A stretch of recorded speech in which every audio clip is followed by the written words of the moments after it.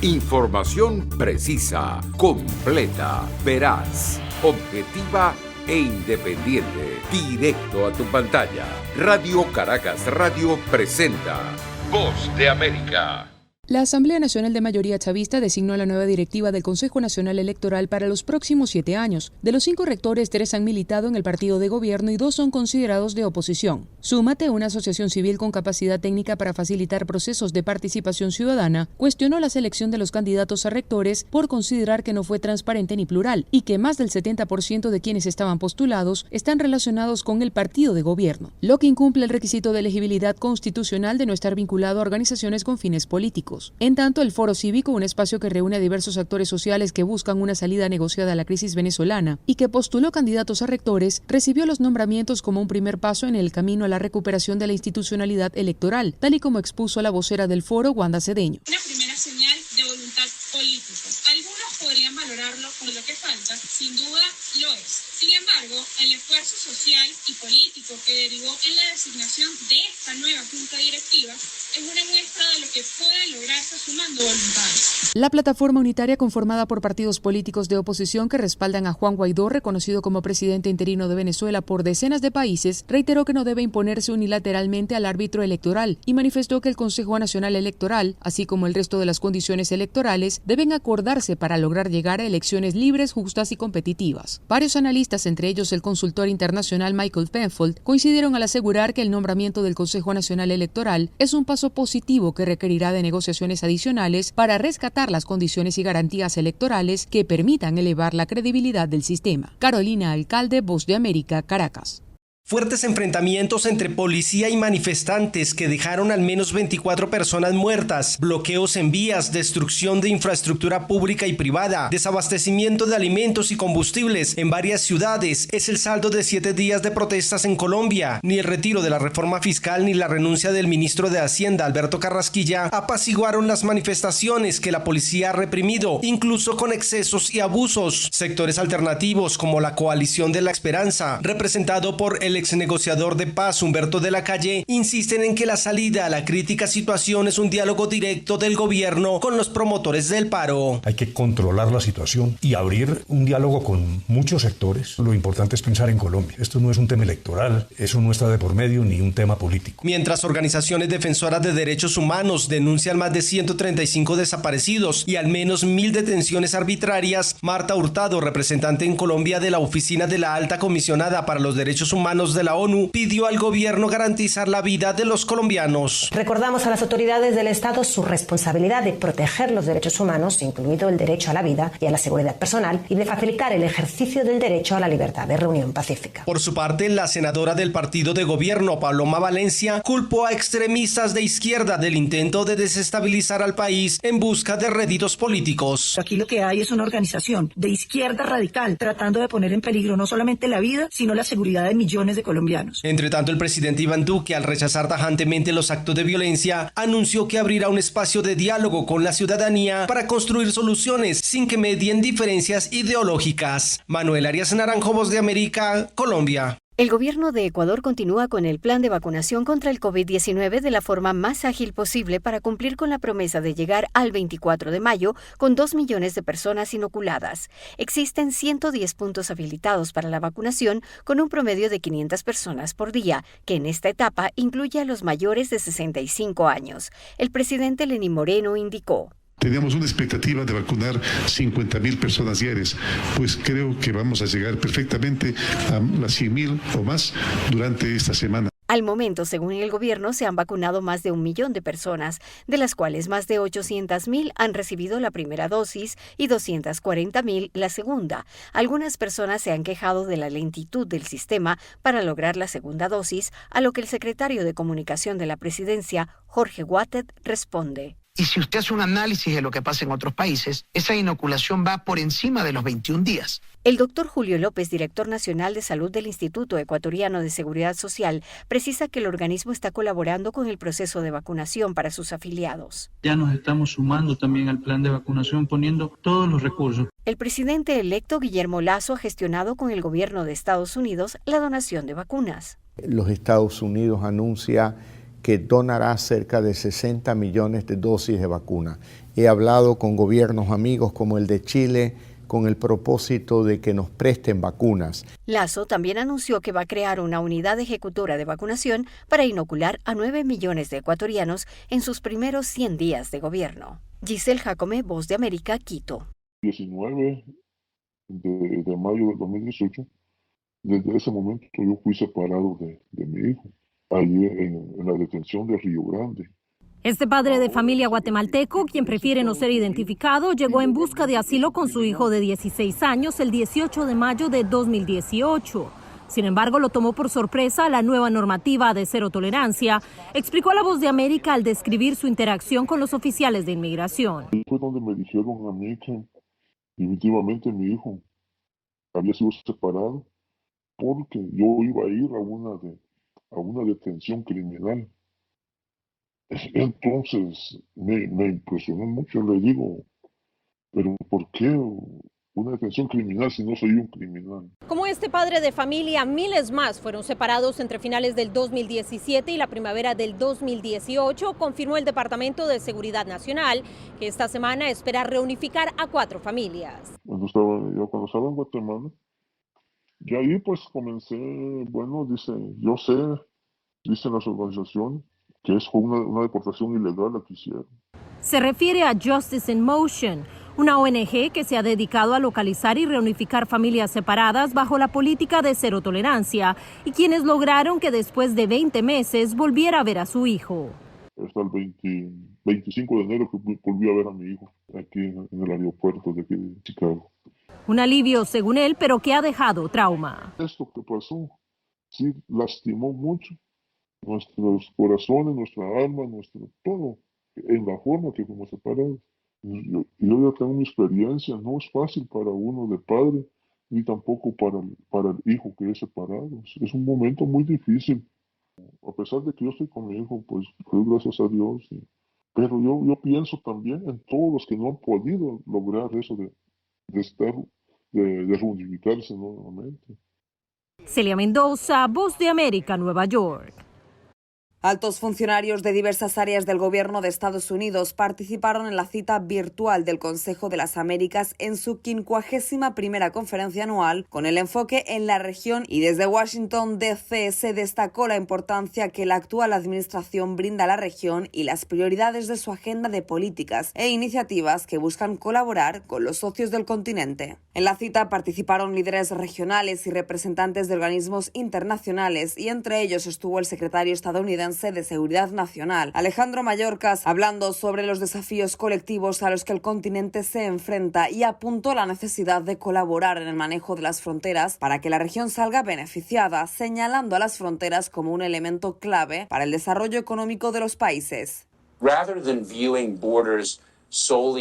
En lugar de ver las fronteras únicamente como las líneas que marcan los límites nacionales, deberíamos ver las fronteras como un punto de conexión. Esta visión reconoce el bien que podemos ofrecernos mutuamente y la conexión entre el intercambio internacional y la vitalidad económica.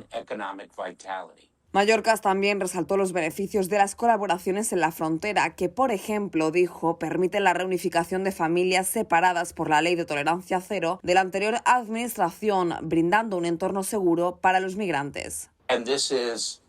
Y este es un ejemplo perfecto de alianzas. No podríamos hacerlo solos. Lo hacemos con organizaciones comunitarias aquí en los Estados Unidos. Lo hacemos con nuestros socios en todo el gobierno de los Estados Unidos y lo hacemos con nuestros socios en México, Guatemala, Honduras y El Salvador. También hemos reducido drásticamente el número de niños no acompañados en las instalaciones de la patrulla fronteriza durante el mes pasado, reduciendo ese número en un 88%. Por último, Mayorkas agradeció el liderazgo de la vicepresidenta estadounidense Kamala Harris en su esfuerzo por alcanzar una inmigración segura, ordenada y regulada, y enfatizó en que seguirán trabajando en la protección de las fronteras estadounidenses mientras garantizan la integridad y protección de todas las personas. Y muchas de esas personas que emprenden su viaje a Estados Unidos lo hacen en busca de mejores oportunidades, y tal y como apuntó Reina Irene Mejía, vicepresidenta ejecutiva del Banco Interamericano de Desarrollo, la región sufre una triple crisis en la sanitaria provocada por la pandemia del COVID-19 y cuya consecuencia en la economía es una recesión histórica en la zona, lo que ha derivado a su vez en una crisis de inequidad sin precedentes.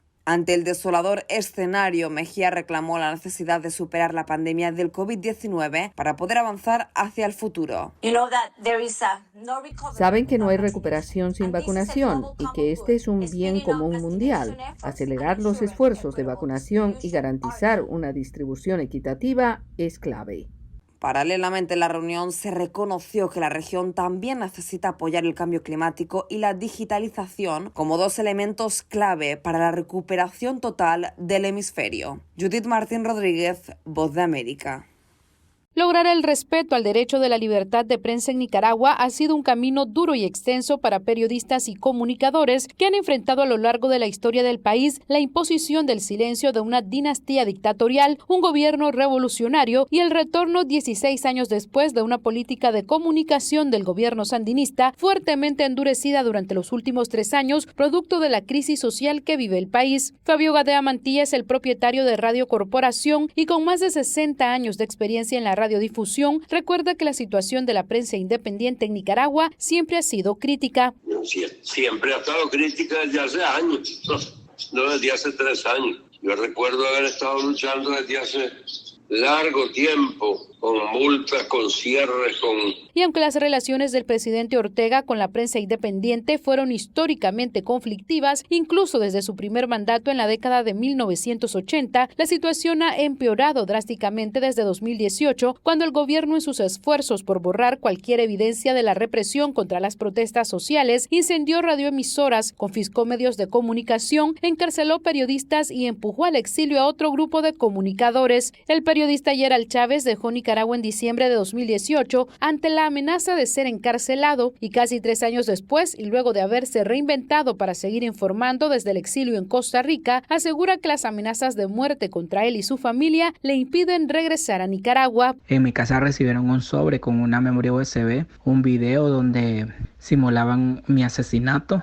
y también una carta de amenaza de muerte. A través de un comunicado conjunto a propósito de la conmemoración del Día Mundial de la Libertad de Prensa, 5 organizaciones internacionales condenaron el grave deterioro de la libertad de expresión y la libertad de prensa en Nicaragua, que enfrenta una persecución gubernamental dirigida contra periodistas independientes. El Instituto de Raza, Igualdad y Derechos Humanos, el Comité para la Protección de Periodistas, Intercambio Internacional por la Libertad de Prensa, Voces del Sur y la Asociación Mundial de Radios Comunitarias de América Latina y el Caribe advirtieron que en Nicaragua persiste un ambiente hostil para los periodistas. Carlos Fernando Chamorro, director de Confidencial, uno de los medios atacados por el gobierno, sostiene que el periodismo en Nicaragua está bajo censura. Hay censura en la televisión, hay impunidad, el asesinato de Ángel Gaona, hay medios que han sido ilegalmente confiscados. No obstante, el presidente de Nicaragua, Daniel Ortega, sostiene que en Nicaragua existe libertad de expresión y así lo aseguró durante uno de sus más recientes discursos.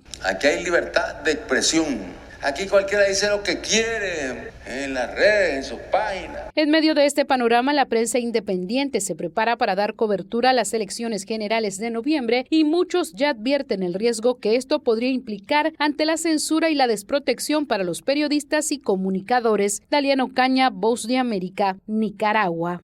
Varias naciones latinoamericanas eligieron o se preparan para votar en procesos electorales para definir sus gobiernos, parlamentos o asambleas legislativas, todos marcados por la pandemia del COVID-19. Las autoridades electas deben hacer frente a la crisis sanitaria y luego encarar otras crisis producto de ella, que se traducen en situaciones económicas y sociales. Y en este escenario, el soberano ejercicio del voto es fundamental, y a ello se suma la necesidad de amplificar sus preocupaciones, y ahí encuentran al periodismo. Para la UNESCO, una prensa libre, pluralista e independiente es un elemento esencial de una democracia, aparte de ser un derecho fundamental. En conversación con La Voz de América, Luis Botello, vicepresidente adjunto de Nuevas Iniciativas e Impacto en el Centro Internacional para Periodistas, con sede en Washington, D.C., propone otros importantes aspectos que la libertad de prensa y el periodismo aportan a una democracia. Mira, el periodismo es vital para una democracia en el sentido de que permite que las voces de una sociedad sean escuchadas. Los medios amplifican las voces de los ciudadanos y para que una democracia funcione debe ser pluralista y abierta, debe permitir acceso a información y libertad para expresarse. Y la prensa y el periodismo es el corazón de ese derecho para poder ejercer ese derecho de libertad de expresión, que es la base de los otros derechos humanos ya consagrados en declaraciones internacionales. Sin eso no podemos tener democracia. Pero también existe una crisis en el periodismo y es la credibilidad, aspecto que, según insiste Botello, es fundamental para la existencia de un medio de prensa. La credibilidad es, como quien dice, el oxígeno de los medios. Sin una credibilidad, los medios no pueden ejercer esa función de fiscalizadora del bien público y no pueden exigir rendición de cuenta a los gobernantes, que es parte de su misión dentro de una sociedad abierta y democrática. Y el otro desafío que empezó en 2020 y persiste, aún no sabemos por cuánto tiempo, es la pandemia del COVID-19, que golpeó a la región y la libertad de prensa no estuvo excluida de sus efectos, y sobre ello Luis Botello apunta. Ha complicado muchísimo más la situación de la libertad de prensa en el mundo, en el sentido de que los gobiernos han utilizado la pandemia para precisamente, en vez de promover mayor transparencia, para que los ciudadanos sepan cómo cuidarse, más bien han censurado en ocasiones a los medios de comunicación, no han permitido acceso a información por temor a que se conozca tal vez la pobre reacción que han tenido ante una crisis como tal y que ha provocado la muerte de muchas personas y que ha lanzado a la pobreza a millones de personas. Con estas reflexiones que unen la vigencia y fortaleza de la democracia junto al derecho que da la libertad de prensa, aún queda la interrogante de cuánta influencia tendrá el momento en el que los ciudadanos emitan sus votos para mantener sus sistemas políticos con libertad y autodeterminación. John F. Burnett, Voz de América, Washington. Los últimos acontecimientos ocurridos en El Salvador han motivado diversas opiniones, entre ellas la de la alta comisionada de las Naciones Unidas para los Derechos Humanos, Michelle Bachelet, quien advirtió que la decisión del Congreso salvadoreño al destituir sin el debido proceso a los magistrados de la Corte Suprema de Justicia y al fiscal general socavó gravemente la democracia y el Estado de Derecho. Bachelet expresó su preocupación en una locución en la que resaltó el tema y que escuchamos en la lectura de la vocera del organismo, Marta Hurtado. La separación de poderes es la piedra angular de cualquier democracia. Debilitar el control que uno ejerce sobre el otro provoca la erosión de los pilares del Estado de Derecho y, por ende, del sistema democrático de un país.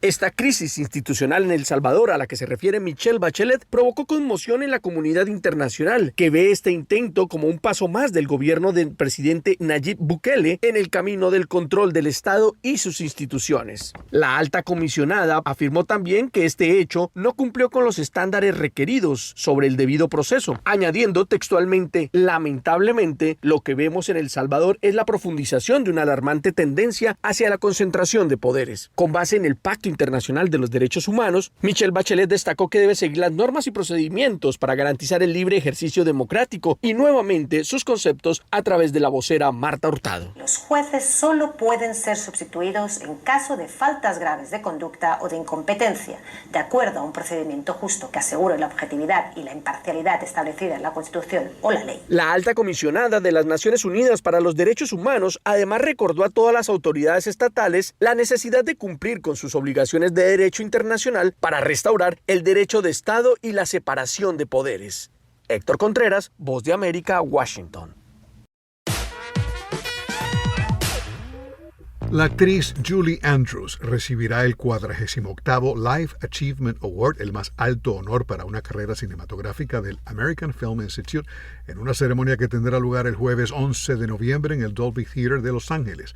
El evento estaba programado inicialmente para abril de 2020. La fecha de transmisión televisiva del tributo se anunciará próximamente. Julie Andrews, ganadora de premios Oscar y BAFTA, ha hecho de Mary Poppins, la reina Guinevere en Camelot, Eliza Doolittle en el éxito de Broadway, no en la película My Fair Lady, y Maria von Trapp en The Sound of Music. También ha sido elogiada por su actuación en Víctor Victoria. Andrews ha ganado 5 Globo de Oro, 3 Grammy, 2 Emmy y el reconocimiento del Centro Kennedy para las Artes Escénicas.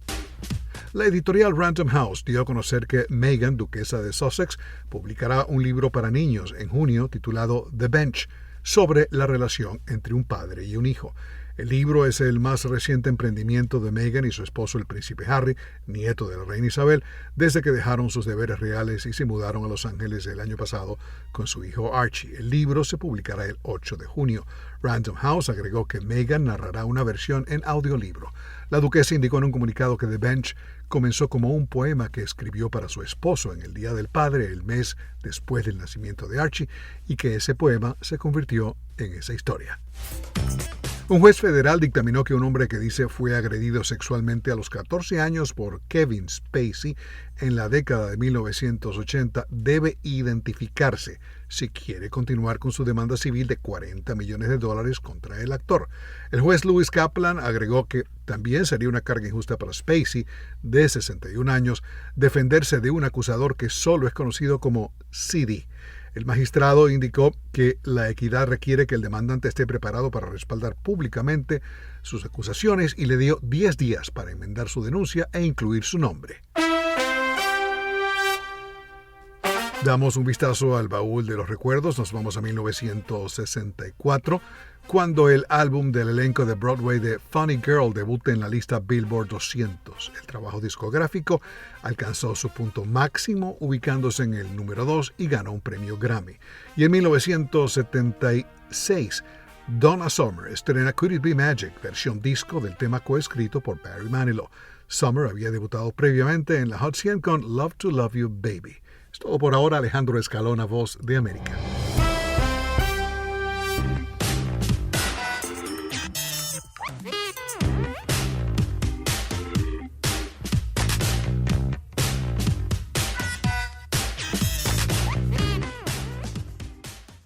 Información precisa, completa, veraz, objetiva e independiente. Directo a tu pantalla.